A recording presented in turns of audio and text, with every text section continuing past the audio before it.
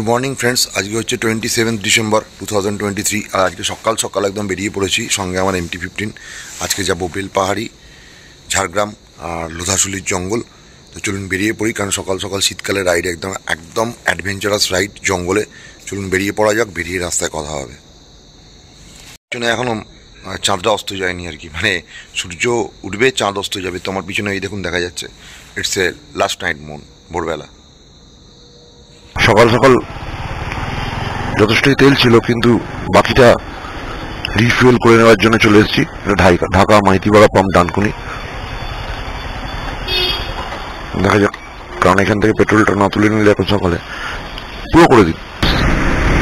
Just এতক্ষণ ফুটেজগুলো চালাইনি, তার কারণ হচ্ছে একদম অন্ধকার ছিল ভোরবেলা। আর চলে এসেছি কোলাঘাট ব্রিজে, একদম রূপনারায়ণের উপর কোলাঘাট ব্রিজ দিয়ে যাচ্ছি। তো অলরেডি এখন আমি ঘড়িটা দেখতে পাচ্ছি না কটা বাজে, আমার মনে হচ্ছে আন্দাজ 6টা হয়তো বাজে এখন সকালবেলা। তো চলে এসেছি কোলাঘাট। তো এখানে একটু আমরা টি ব্রেক নেব সামনেই। এখন আছি কোলাঘাট ব্রিজের উপরে, কিরকম ফুটেজ আসছে। এখনো প্রচন্ড কুয়াশা রয়েছে, যার জন্য আমি গোপুরটা চালাইনি এতক্ষণ। আর এরপর থেকে আমরা কোলাঘাট থেকে সমস্তটা পুরোটাই পাক্কা, একদম পাক্কা 6টা 5 বাজে। আর বাড়ি থেকে বেরিয়েছিলাম তখন একদম পাক্কা 5, মানে 1 ঘন্টায় কোলাঘাট চলে এসেছে। একদম অনন্য ধাবা। আর এই আমার MT-15, এখানে চা খেয়ে নেবো, টি ব্রেক। তারপরে আমরা সোজা চলে যাবো খড়গপুর, একদম ওখান থেকে লোধাশুলি। অল্প করে চাটা খেয়ে নিচ্ছি, এবার খেয়ে দিয়ে রওনা দেবো। কোলাঘাট থেকে আমরা বেরিয়ে যাচ্ছি, এখন সোজা চলে যাব আমরা খড়গপুর। খড়গপুর মেন সিটি হয়ে লোধাশুলি। তো এই কোলাঘাটের অন্য ধাবা থেকে বেরোলাম। সামনেই রাস্তাটা ডিভাইড হচ্ছে, একটা লেফট সাইডে চলে যাচ্ছে, একদম সামনে রাস্তাটা দুদিকে ডিভাইড হচ্ছে। বাঁদিকে চলে গেলে নন্দকুমার, এই রাস্তা দিয়ে সোজা চলে গেলে দীঘা যাওয়া যাবে। কিন্তু আমরা বেরিয়ে যাবো স্ট্রেট, আমরা সোজা যাব টুয়ার্ডস খড়গপুর। আর এই রাস্তাটা যে একদম দেখতে পাচ্ছেন ভাগ হয়ে বাঁদিকে চলে যাচ্ছে, এটা দিয়ে চলে গেলে সোজা নন্দকুমার, দীঘা। আর আমরা চলে যাবো টুয়ার্ডস খড়গপুর সোজা।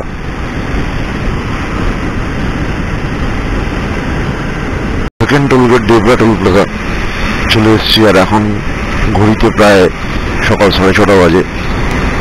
তো অলরেডি আমরা ধুলোগড়ের পরে, ওটা ফার্স্ট টোল ছিল, চলে এসেছি। পুরী গিয়েছিলাম তখন এখান দিয়ে রাত্রিবেলায় ক্রস করেছিলাম। আপনারা যদি পুরীর ভিডিওটা আমার দেখতে চান, রাত্রে নাইট রাইডিং এর পুরো ভিডিও রয়েছে, সেটা দেখতে পারেন। পুরী, চেন্নাই, মুম্বাই।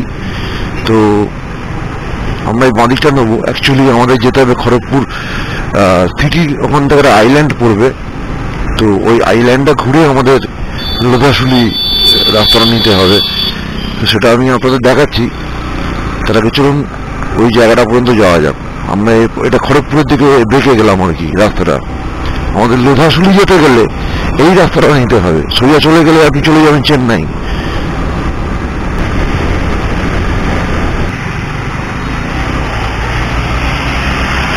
আমরা চলে যাবো ডান দিকে, এই রাস্তাটা বাঁদিকে চলে যাচ্ছে খড়গপুর সিটি। আর আমরা এই বাঁদিক দিয়ে এসে আবার ডান দিকে চলে গেলে চলে যাবে মেদিনীপুর। আমরা যাব ঝাড়গ্রাম, এই দিকের রাস্তা। এই চলে যাচ্ছি আমরা ঝাড়গ্রামের রাস্তা। এবার এখান থেকে সোজা ঝাড়গ্রাম। এই অব্দি আসতে মোটামুটি 8টা বেজে গেছে, আর প্রচণ্ড ঠান্ডা, আর পারা যাচ্ছে না। তাই জন্য দাঁড়িয়ে পড়েছি একটা চায়ের দোকানে। আমি আর আমার বন্ধু অভিজিৎ দুজনেই একটু চা খেয়ে নেবো, নাহলে আর এগোনো যাচ্ছে না, প্রচণ্ড ঠান্ডা লাগছে এদিকে। কলাইকুণ্ডের জাস্ট টপ কালাম টপকে এগোচ্ছি সামনের দিকে। এখন এখানে টেম্পারেচার হচ্ছে 15 ডিগ্রি, 15। সকাল 8:30 থেকে ক্রস করে গেছে টাইমটা। এখন এত ঠান্ডা লাগছে যে মানে অন্যান্য সময় এদিককার ঠান্ডাটা একটু মনে হয় 15 ডিগ্রিতেও মনে হচ্ছে যেন সেই আরো কম। খুবই ঠান্ডা লাগছে। যাই হোক, কলাইকুণ্ডা ক্রস করে আমরা আস্তে আস্তে এগিয়ে যাচ্ছি। আর কিছুটা গেলেই লোধাশুলি পাবো। ওখানে রাস্তাটা আপনাদেরকে দেখাবো কিভাবে ভাগ হয়েছে।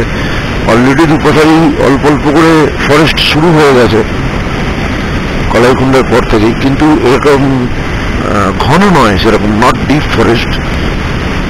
তো লোধাশুলি গেলে আশা করছি অনেকটা ডিপ ফরেস্ট আমরা শুরু হয়ে যাবে। কারণ ওদিক থেকে বাঁকুড়া সুতান শুরু হয়ে যাচ্ছে, এবং তারপর তো রয়েছে বেলপাহাড়ি। আজকে জঙ্গল দেখতেই যাব, জঙ্গলই দেখবো। তো এদিকে রাস্তাঘাট এখনো পর্যন্ত মোটামুটি খুব সুন্দর, নাইস রোড আমরা পেয়েছি। আর লাল মাটি তো শুরু হয়েই গেছে অনেকক্ষণ আগে থেকেই, তবুও কলাইকুণ্ডার পর থেকে যেন একটুখানি ফরেস্ট শুরু হয়ে গেল বলে মনে হচ্ছে। No name of that toll plaza. তো বন্ধুরা, তোমরা যদি জানো যে এই টোলটার কি নাম, তাহলে অবশ্যই কমেন্ট করে জানিও। বাবা, এরকম ভাবে ভেরি ডিফিকাল্ট। বাহারাগোড়া সামনে, তাহলে আমরা সোজাই যাব। আশা করছি সোজা গেলে আমরা ওটা পাবো আর কি, ওই লোধাশুলি বেলপাহাড়ি রেঞ্জটা যদি পুরো ঘুরতে হয় তাহলে তেল লাগবে, এবং ওদিকে পেট্রোল পাম্পের সম্ভাবনা রিস্ক না নিয়ে ভালো করে। তো এখানে প্রায় 3 লিটার মতন তেল ভরে ফুল ট্যাঙ্ক হলো করে নিলাম, কারণ ওদিকে যেটুকু খবর নিয়েছি যে ভারত পেট্রোলিয়ামের পাম্পটা থাকে ঝাড়গ্রামে ঢোকার মুখে, লাস্ট যে পাম্পটা, সেটা প্রায় দিনই বন্ধ থাকে। তাই এখান থেকে ফুল ট্যাঙ্ক করে নিলাম। এবার দেখা যাক কত কিলোমিটার হয়। অলরেডি 159 হয়েছে বাড়ি থেকে এখনো পর্যন্ত। তো এবার আমরা আস্তে আস্তে সামনে যে এই যে রাস্তাটা উপরে ওভারব্রিজ চলে যাচ্ছে বাহারাগোড়া, আর বাঁদিক দিয়ে আমরা নেমে যাব ঝাড়গ্রাম। এই যে লেখা দেখা যাচ্ছে ঝাড়গ্রাম, লেখা রয়েছে ঝাড়গ্রাম। তো এটাই লোধাশুলি। এখানে চলে এসছি আমরা লোধাশুলিতে। তো এই বাঁদিক দিয়ে এবার আমরা নেমে যাবো লোধাশুলি। আর এটা খেয়াল রাখতে হবে যে সোজা রাস্তাটা যেটা চলে যাচ্ছে, এটা নাগপুর চলে যাচ্ছে রাস্তাটা। আমরা যাবো ঝাড়গ্রাম আজকে, বেলপাহাড়ি ঝাড়গ্রাম আজকের ট্যুর ডেস্টিনেশন। কনক দুর্গা মন্দির এবং রাজবাড়ি এই যেগুলো দেখবো, তার জন্য আমরা এই রাস্তাটা নিলাম। এখান থেকে রাইট টার্ন।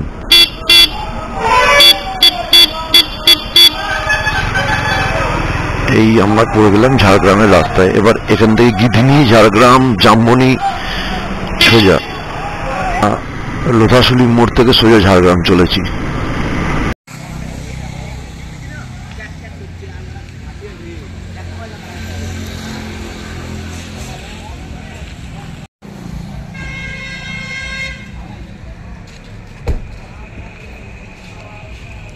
একদম জাস্ট ঝাড়গ্রাম ঢুকেই এখানে ক্রিস গার্ডেন ঢোকার মুখে এই রেস্টুরেন্টটা পেয়ে গেছি।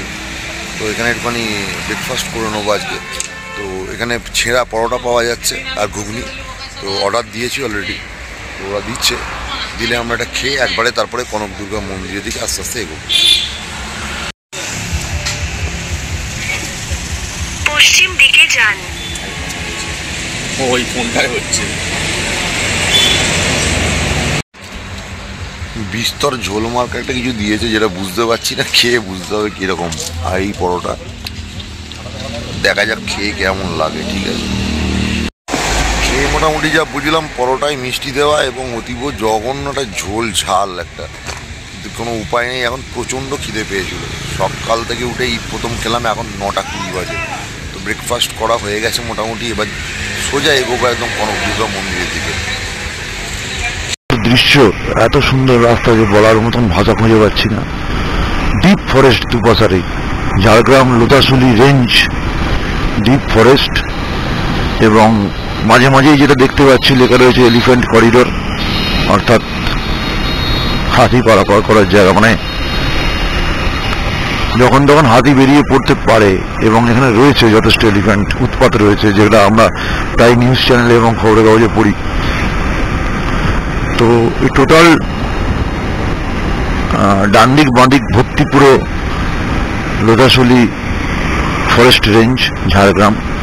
একদম আমরা ঝাড়গ্রামের ভিতর প্রবেশ করেছি, এবং ধীরে ধীরে আমি যেটা আজকে ভিজিট করবো, বেশিরভাগটাই রাইডিং করার ইচ্ছা আছে। তো এখানে তো ফটো সেশন করতে ভীষণ ইচ্ছা করছে, জানি না। বাঁ দিকটা পুরো জঙ্গল, মানে শুধু শাল আর শাল, মেহগিনি, পিয়াল, ডিপ ফরেস্ট। দারুণ অসাধারণ লাগছে। আর রাস্তাটা এত সুন্দর যেখানে বাইক চালাতে মানে মনে হয় যে আরো চালাই এরকম একটা ব্যাপার।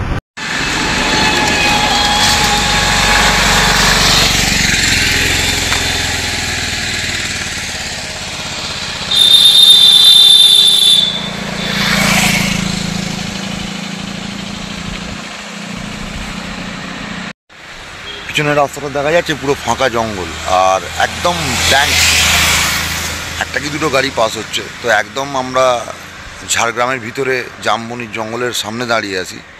তো যে ব্লগটা আনতে চলেছি একটা অসাধারণ অ্যাডভেঞ্চারাস ব্লগ। যদি এটা দেখতে হয় তাহলে অবশ্যই রোড মাইলস ফলো করুন এবং ফেসবুক পেজটাকেও আপনারা ফলো করুন।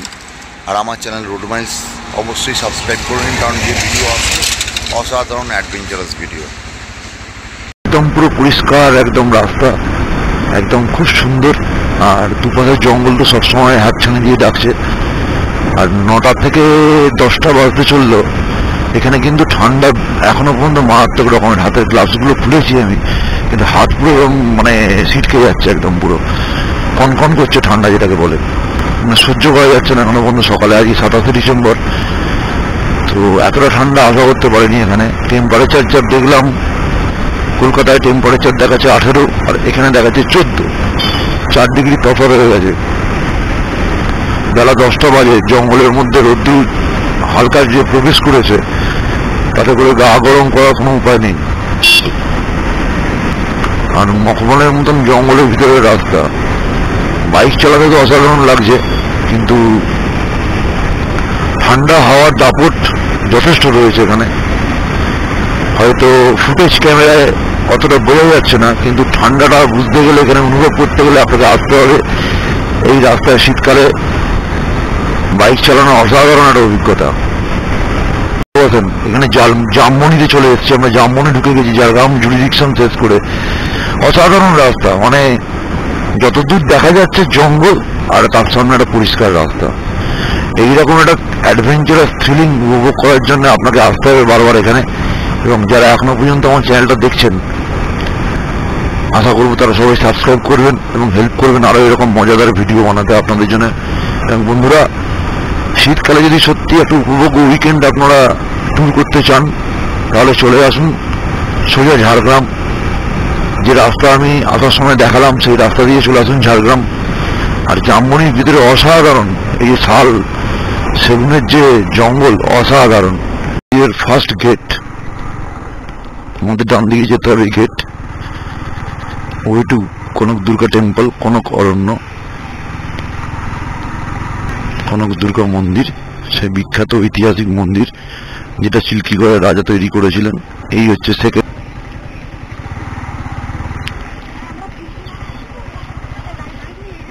তো ফ্রেন্ডস, এখন হেঁটে হেঁটে ঢুকছি কনক দুর্গা মন্দিরে। তো বাইকটা পার্ক করলাম, 20 টাকা পার্কিং ফিস দিতে হলো। এবং এই রাস্তাটা দিয়ে সোজা হেঁটে চলে যাব কনক দুর্গা মন্দির। চলুন যাওয়া যাক।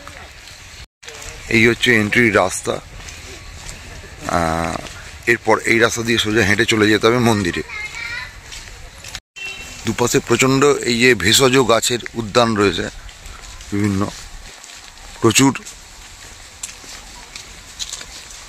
আয়ুর্বেদিক ভেষজ গাছ এখানে পুরনো কাল থেকে এখানে হয়। তো সেই সমস্তগুলো ব্যারিকেড করা রয়েছে। অনেক গাছ রয়েছে, যেমন একটা গাছ আমি দেখতে পাচ্ছি লেখা রয়েছে পিথরাজ।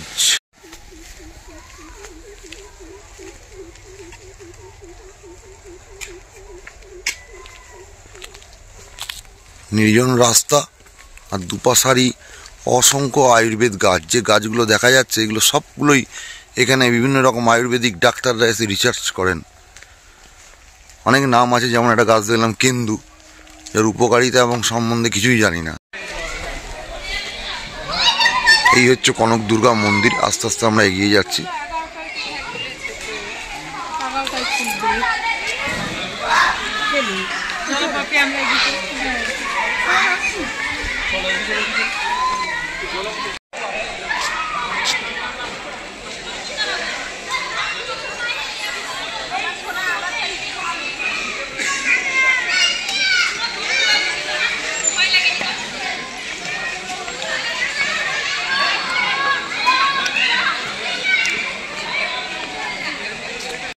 চিল্কিগড়ের মহারাজের প্রতিষ্ঠা করা সেই বিখ্যাত কনক দুর্গা মন্দির, যেখানে আগে সোনার প্রতিমা ছিল কিন্তু বর্তমানে অষ্টধাতুর প্রতিমা রয়েছে।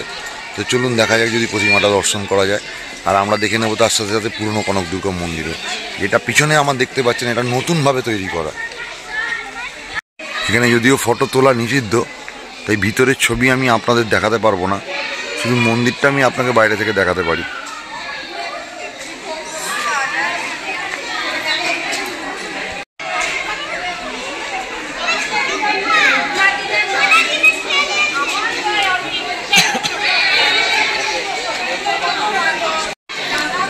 ভক্ত সমাগমের বিরাট লাইন মা দুর্গাকে দেখার জন্যে, কিন্তু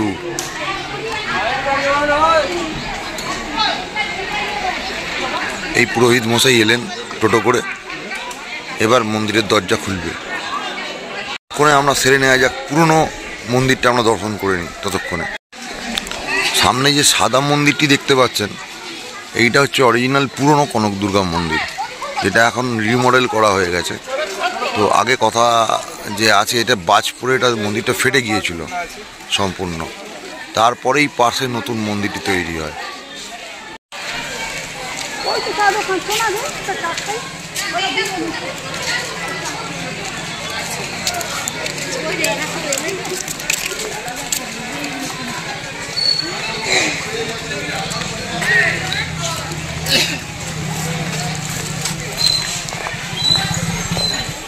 যাব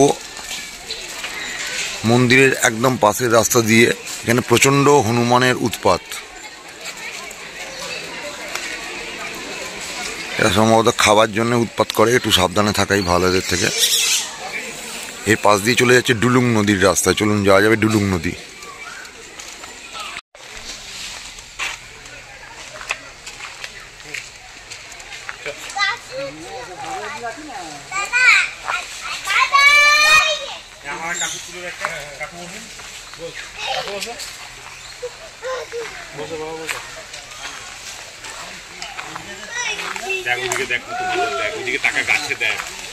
নদীর পথে হেঁটে চলেছি, চলুন দেখি ডুলুং নদী। এই হচ্ছে ডুলুং নদীতে নামবার রাস্তা, জল প্রায় নেই বললেই চলে, তবু দেখা যাক চলুন কেমন লাগছে। ওখান দিয়ে কিছুটা স্রোত দেখতে পাচ্ছি।